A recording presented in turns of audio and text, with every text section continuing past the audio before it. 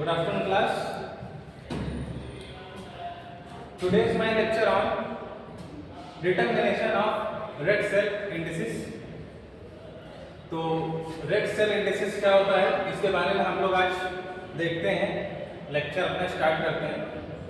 So let's get started the video.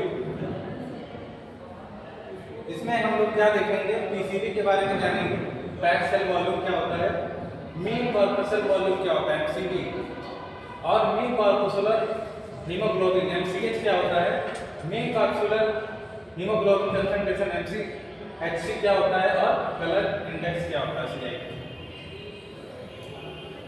Determination of haematocrit, तो PCB का दूसरा नाम हेमाटोक्रिट भी है।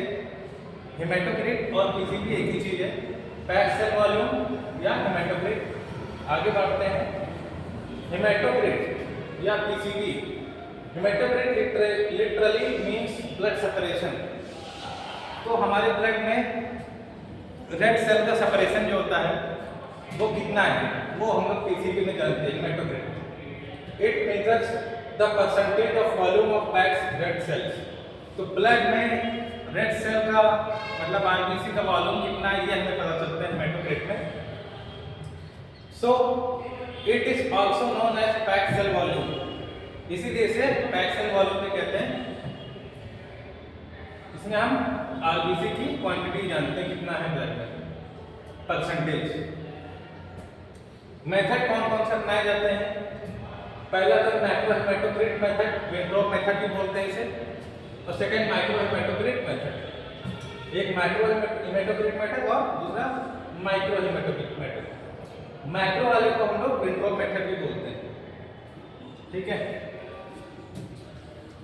हेमाटोक्रिट मेथड जो वेंट्रोप मेथड है उसमें हम लोग क्या करते हैं, ब्लड का विड्रॉल करते हैं और उसे ट्यूब में रखते हैं। उसके बाद ट्यूब में रखने के बाद उसे सेंट्रीफ्यूज करते हैं। सेंट्रीफ्यूज करने के बाद हमारा इस तरह का टेस्ट ट्यूब में ब्लड देखने को मिलता है कि सबसे ऊपर आप देख रहे हैं प्लाज्मा जो कि 55% है होल ब्लड का, और नीचे एरिथ्रोसाइट 45% है होल ब्लड का।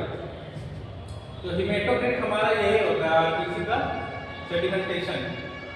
ये हमें इतनी आरबीसी देखने को मिल रही है, हेमाटोक्रिट कहा जाएगा। बीच का जो बफी कोट है, थोड़ा धुंधला कोट है, उसमें ल्यूकोसाइट और प्लेटलेट्स होते हैं जो मोर देन लेस देन 1% होते हैं, ठीक है। अब हेमाटोक्रिट में देखने को क्या मिल रहा है, मेल में कितना होता है 44%, 38 to 50% तक ही होता है रेंज। फीमेल में एवरेज 42% देखने को मिलता है, और रेफरेंस रेट 36 से 45% हो सकती है। अपरेटस कौन से रिक्वायरमेंट होते हैं हमारे पीसीबी के लिए, Wintrobe tube, centrifuge machine, Pasteur pipette, pricking apparatus to get venous blood. तो ब्लड का सैंपल लेने के लिए अपरेटस चाहिए, सिरिंज, और ईटीटीए वायल चाहिए। तो ईटीटीए वायल में इसका सैंपल हम लोग फ्रीजर करते हैं।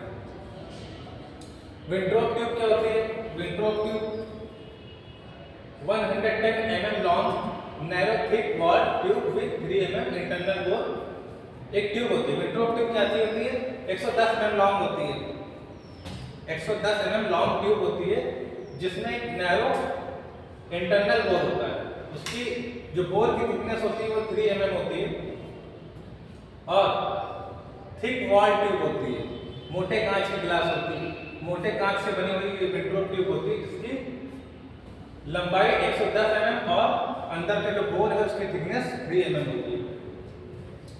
ग्रेजुएटेड फ्रॉम, जिसमें क्या मार्किंग होती है मेजरमेंट की 0 से 10 cm, ग्रेजुएटेड फ्रॉम 0 से 10 cm with graduation both in ascending and descending form. अब 0 से 10 cm जो इसमें मार्किंग होती है वो असेंडिंग और डिसेंडिंग फॉर्म दोनों से होती है।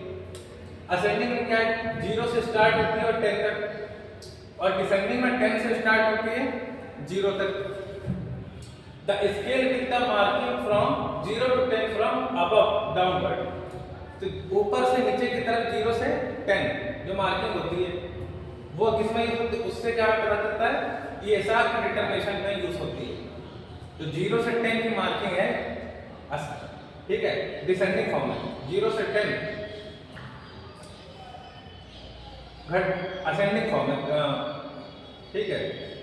तो 0 से 10 बढ़ते हुए क्रम में 1 2 3 4 5 6 7 8 9 10, तो ये नीचे बढ़ता हुआ जो क्रम है, ठीक, ये ESR डिटरमिनेशन में यूज होता है। और फ्रॉम बिलो अपवर्ड, नीचे से ऊपर की तरफ 0 से 10, नीचे 0 ऊपर 10, उसमें जो मार्किंग होती है वो हम उसमें PCV करते हैं, हेमेटोक्रिट के डिटरमिनेशन में यूज होती है।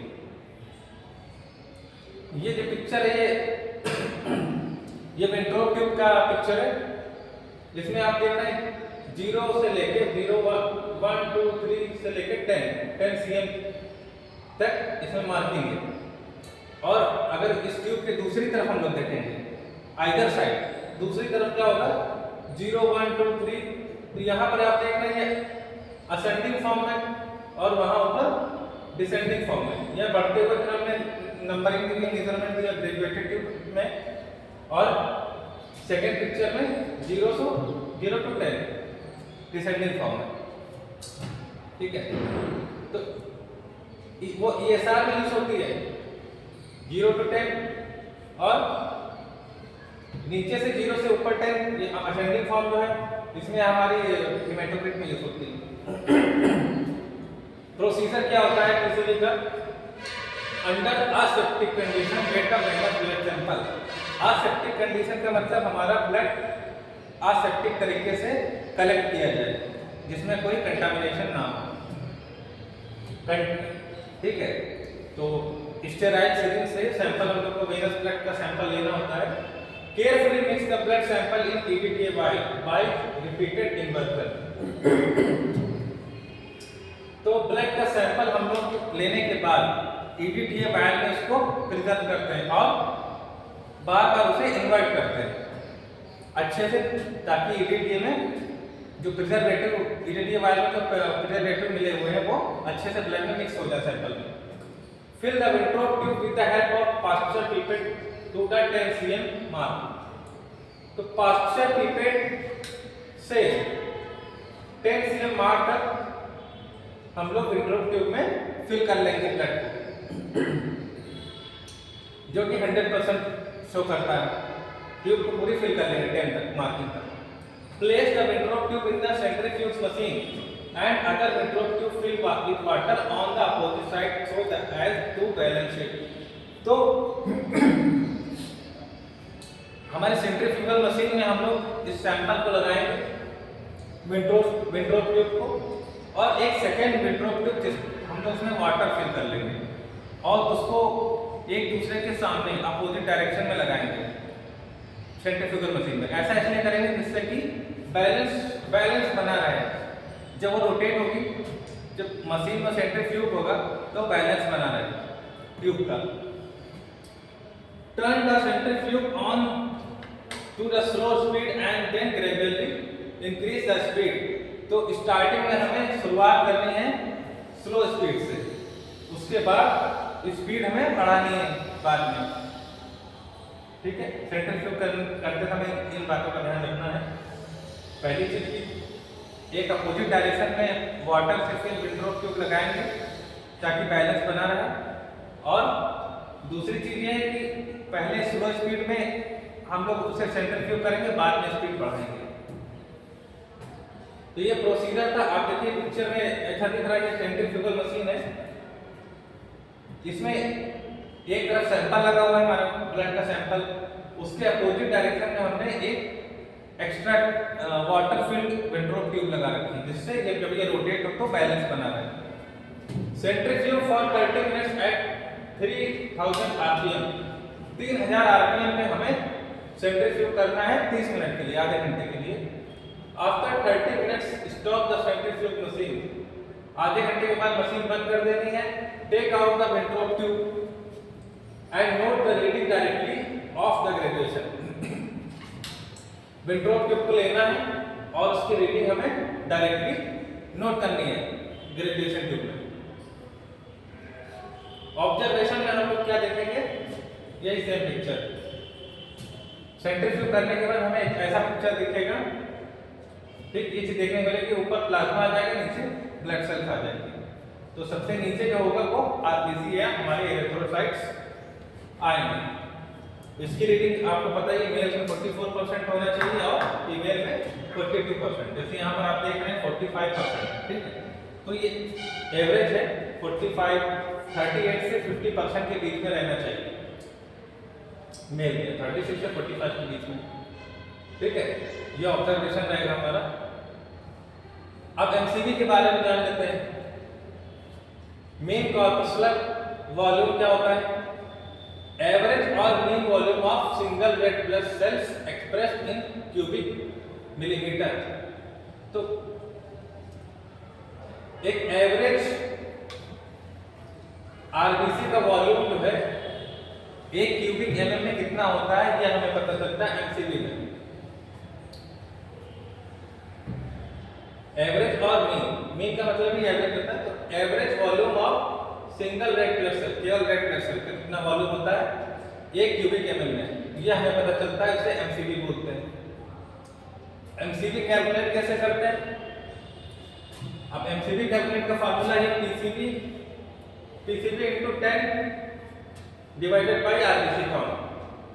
तो अब पीसीबी हमें पता चल गया, हेमेटोक्रिट मान लीजिए 45% है, तो 45 multiply 10 divided by RBC count. RBC count जैसे हमने लिखा है, हमारे रेड ब्लड सेल्स 4.5 से 5 लाख पर क्यूबिक एमएल होती है, तो आरबीसी काउंट 5 हो जाएगा, ठीक।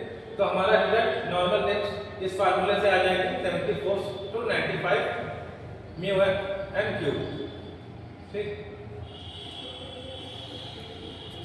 मीन कॉर्पस्कुलर हीमोग्लोबिन एमसीएच, ये पिकोग्राम में इसकी रीडिंग आती है।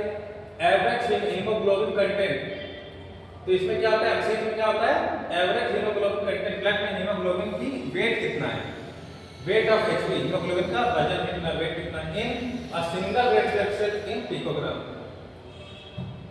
एक सिंगल रेड ब्लड सेल्स में आरबीसी में, सिंगल आरबीसी में कितने पिकोग्राम हीमोग्लोबिन का वेट होता है। अब वेट है तो उसका ग्राम में होगा, पिकोग्राम में। How MCH is calculated? It is calculated from the following basic rules. RBC count in million पर एमएम क्यूब, तो इस फार्मूले में क्या होगा, आरबीसी काउंट एमएम क्यूब में होगा और हीमोग्लोबिन ग्राम में होगा। तो फार्मूला है MCH equal to Hb in gram percentage multiply 10 divided by RBC count. तो हीमोग्लोबिन ग्राम में कितना था हमारा, मान लीजिए 13 ग्राम है, आरबीसी कितना निकला, हीमोग्लोबिन कितना निकला, 13 ग्राम निकला। वो हीमोग्लोबिन मेथड हमने बताया था किस तरह कैलकुलेट करेंगे। साली मेथड से, जो हम लोगों ने बताया लास्ट लेक्चर में, साली मेथड से परसेंटेज जाना था हीमोग्लोबिन का, तो वही परसेंटेज यहाँ लिखेंगे 13 ग्राम जैसे निकला हुआ एग्जाम्पल में, multiply by 10 divided by RBC count कितना निकला, 5 लाख पर क्यूबिक एमएल निकला, ठीक। आरबीसी काउंट 5 मिलियन पर क्यूबिक एमएल, तो 5 लिख देंगे नीचे। उसके बाद ये फार्मूला से हमें क्या दिखाता है, नॉर्मल रेंज 27 to 32 पिकोग्राम। तो ये हमारा एमसीएच आ जाएगा पिकोग्राम में। मेन कॉर्पस्कुलर हीमोग्लोबिन एमसीएचसी क्या होता है? Mean corpuscular haemoglobin concentration. MCHC represent the relationship between the red cell volume and its degree of percentage saturation with haemoglobin. तो haemoglobin और आरबीसी के बीच के दोनों का परसेंटेज क्या है, ये एमसीएचसी दिखाएगा, कंसंट्रेशन जो है। इसका फार्मूला क्या होगा, एमसीएचसी का कंसंट्रेशन कैसे पता चलेगा, हीमोग्लोबिन ग्राम में लिख लेंगे हम लोग, मान लीजिए 30 ग्राम था, मल्टीप्लाई का 100 डिवाइडेड बाय पीसीबी, हेमेटोक्रिट जैसे हमारा निकला 45, ठीक। तो इससे हमें क्या नॉर्मल रेंज मिल जाएगी एमसीएचसी की 30 to 36%, ठीक। 30 से 36% एमसीएचसी निकल आएगा, ठीक है। ठीक है, आज का लेक्चर हमारा यहीं पे एंड होता है। हेमेटोक्रिट का, एमसीएचसी का, एमसीबी का, एमसीएचसी का और एमसीएच का, ठीक है। Thank you.